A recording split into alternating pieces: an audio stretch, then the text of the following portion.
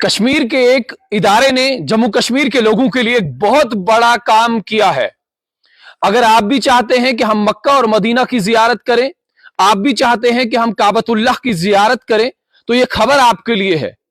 अगर आपके पास पैसा नहीं है, आप चाहते हैं कि हम काबतुल्लाह की जियारत करें, मगर आपके पास इल्म का भंडार होना चाहिए। अगर आपके पास इल्म का भंडार है तो आपने एक एग्जाम क्वालिफाई करना है, और अगर आप उस एग्जाम में पहली पोजीशन लेते हैं तो आपको बिना पैसे दिए काबतुल्लाह की जियारत करवाई जाएगी। यानी आपके लिए उम्रा का पैकेज जो आपसे 1 लाख रुपए 1.5 लाख रुपए में लिया जाता है, वो आप फ्री ऑफ कॉस्ट भी कर सकते हैं। फिलहाल मेरे साथ मजीद तफसीलात के लिए कारी जावेद साहब हैं।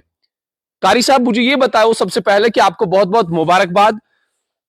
4-5 सवालात हैं, इन सवालात के जवाब जरा आप लोगों को दीजिए। जो जम्मू कश्मीर के लोग अभी आपको सुन रहे हैं, इन्हें आप ये सवालात के जवाब दीजिए ताकि ये लोग तैयारी करें, और सभी लोग जो हैं ये जानना चाहते हैं कि आखिर इस एग्जाम के लिए हमने क्या करना है। सबसे पहले मुझे आप बताइए कि एग्जाम कब होगा, एग्जाम कौन कंडक्ट करवाएगा, इस एग्जाम का सिलेबस क्या होगा। ये तमाम तर चीजें आप जरा हमारे जितने भी व्यूअर्स हैं उन तमाम लोगों को आप बताएं।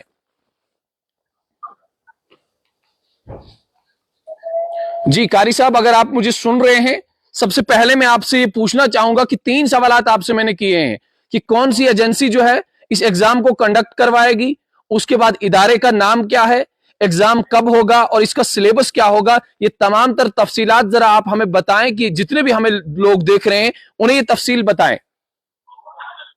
सबसे पहले आमिर भाई, मैं आपके चैनल का शुक्रिया अदा करता हूं कि आपने हमें अपनी बात रखने का मौका दिया। तो सबसे पहला सवाल आपका ये है कि ये कौन सा इदारा एग्जाम करा रहा है। ये एक इदारा है कश्मीर में, इदारा वहादतुल मकातिब के नाम से, जो पिछले 3 साल से ये क्विज मुकाबले करा रहा है। पिछले साल यानी 1-2 साल पहले जब हमने सबसे पहला क्विज कराया, उसमें हमने मुफ्ती फैजुल वहीद साहब की किताब का एग्जाम कराया, तो उसमें हमें 2700 बच्चों ने शिरकत की जी।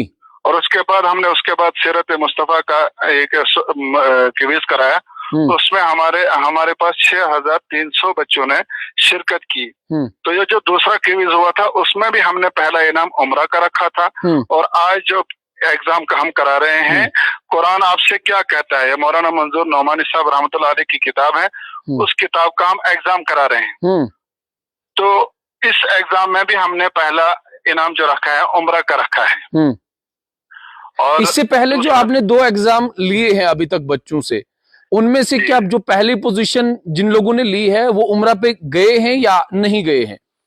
पहले वाले एग्जाम में जो हमने उम्रा नहीं रखा था, उसमें नकद कुछ इनाम था, तो वो उनको मिला है सबको। अलबत्ता जो दूसरा एग्जाम था उसमें हमने उम्रा रखा था, पहला टिकट उम्रा का था, तो वो उस पे एक लड़की का निकला था नाम। वो उम्रे पे जाके आप मालूम कर सकते हैं कि कश्मीर की एक लड़की थी, उसने अल-कस्वा ट्रूल एंड ट्रायवल के साथ उम्रा किया था। उस लड़की का नाम वगैरह पता आपको पता है?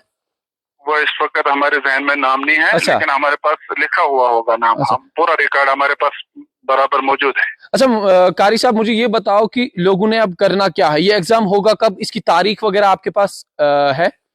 हाँ, इसका एग्जाम अभी से हमने फार्म डाले हैं, हर जगह आपके पास पोस्टर पहुंचा होगा कि हर इलाके में अलग अलग जगह में किताबें पहुंचाई हैं, फार्म पहुंचाए हैं, और हर जगह का नंबर भी दिया हुआ है। तो वो जिसको भी फार्म भरना हो, पोस्टर पे उस जगह का नंबर लिखा है, और उस नंबर पे राब्ता करके अपना वो फार्म भर सकते हैं। ये ऑफलाइन फॉर्म भरना है या ऑनलाइन फॉर्म भरना है? नहीं, ऑफलाइन फॉर्म भरना है। ऑफलाइन। ये फॉर्म मिलेगा किसके पास? जैसे मैं डिस्ट्रिक्ट डोडा में रहता हूँ या तहसील गुंदो है मेरी, तो मुझे कहाँ से फॉर्म मिलेगा?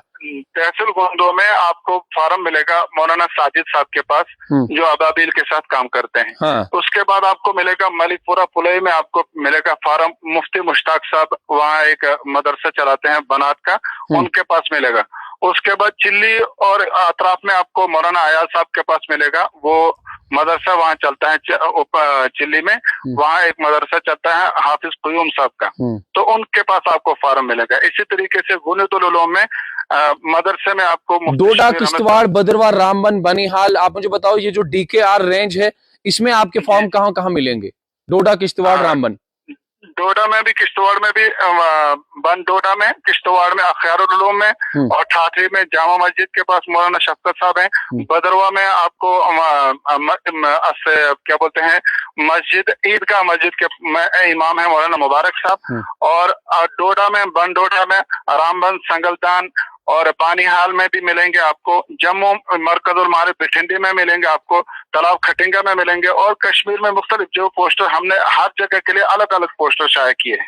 अच्छा, ये बताओ मुझे कारी साहब कि इसमें एज ग्रुप क्या रहेगा? पहला ये इंपॉर्टेंट सवाल है। और दूसरा एक इंपॉर्टेंट सवाल है, मुझे ये बताओ कि कौन लोग हैं जो इस एग्जाम में पार्टिसिपेट करेंगे? क्योंकि अगर उलमाए इकराम इसमें पार्टिसिपेट करेंगे, जाहिर सी बात है कि मुफ्ती साहिबान जो है, जितने भी हमारे दीन के दाई हैं, जितने भी हमारे मौलाना साहिबान हैं, वो तो बाजी मार लेंगे। और जिन्होंने दुनियावी तालीम ज्यादा हासिल की होगी, जाहिर सी बात है वो इसमें पीछे रह जाएंगे। तो ये एग्जाम जो है किस एज ग्रुप में रहेगा, और उसके बाद क्या इसमें मुफ्ती साहिबान भी पार्टिसिपेट करेंगे या नहीं?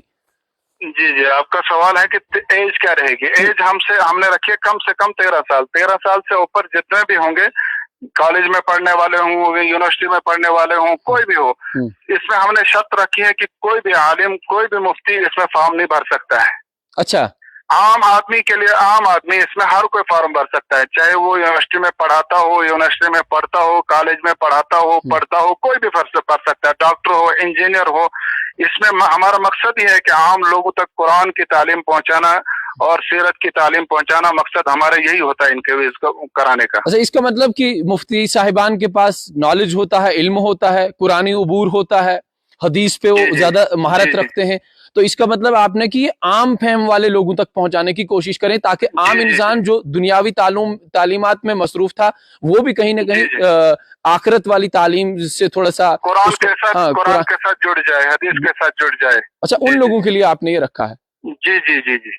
अच्छा, मुझे बताओ कि लास्ट में और आखिर में आप मुझे बताओ कि इस एग्जाम की तारीख क्या है?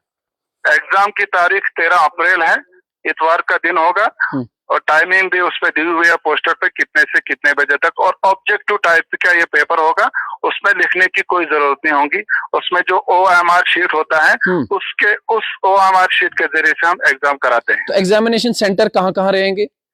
मुख्तलिफ जगहों पे, जब जितने बच्चे जिस जगह इलाके से आएंगे, उसी इलाके में हम सेंटर रखने की कोशिश करेंगे। नहीं, क्या डिस्ट्रिक्ट डोडा वालों को श्रीनगर आना पड़ेगा, जम्मू आना पड़ेगा, या डिस्ट्रिक्ट डोडा में आप एक सेंटर कायम करेंगे? हमने तहसील के लेवल पे हमने सेंटर रखे हैं, डिस्ट्रिक्ट पे नहीं, तहसील के लेवल पे हम सेंटर रखेंगे। जितने बच्चे आएंगे, बल्कि तहसील के लेवल पे हमने जो सेंटर बनाने हैं, अभी सेंटरों का तयन नहीं हुआ है, लेकिन रहेंगे तहसील के लेवल पर। डोडा वालों को न श्रीनगर आने की जरूरत है, डोडा वालों को डोडा में होगा, बदरवा वालों को बदरवा में होगा, ठाठरी वालों को ठाठरी में होगा, किश्तवाड़ वालों को किश्तवाड़ में होगा। अलग अलग एरियाज में जिस जगह में वो फॉर्म भरेंगे, उस हिसाब से हम फिर सेंटर की तैनाती करेंगे। तो नतीजे कब तक सामने आएंगे? नतीजा एग्जाम के 15-20 दिन के बाद आपको नतीजे सामने आ जाएंगे, और वो भी इंशाल्लाह रहमान फेसबुक, हमारा एक फेसबुक पेज चलता है इदारा वहदतुल मकातिब के नाम से, उस पर शाये किए जाएंगे। तो इस इदारे ने क्या कोई सिलेबस वगैरह फ्रेम किया है? सिलेबस के लिए अब जाहिर सी बात है, क्या आप कुरान पाक में 114 सूरतें हैं, 6666 आयतें हैं, तो क्या उन्हीं आयतों में सब कुछ पूछा जाएगा, या कुछ सिलेबस वगैरह आपने फ्रेम किया हुआ है?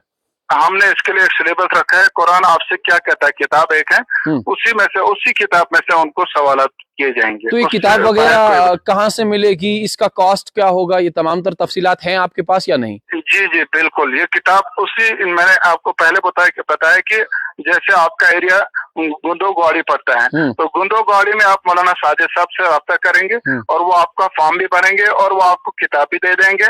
और 200 रुपए हमने किताब की कीमत रखी है, और कीमत जबकि किताब में प्रिंट 240 रुपए लिखी हुई है, और हम 200 रुपए में किताब और फॉर्म दोनों दे देते हैं। चलिए, बहुत बहुत शुक्रिया सर, अच्छा लगा आपसे बात करके। शुक्रिया जज़ाक।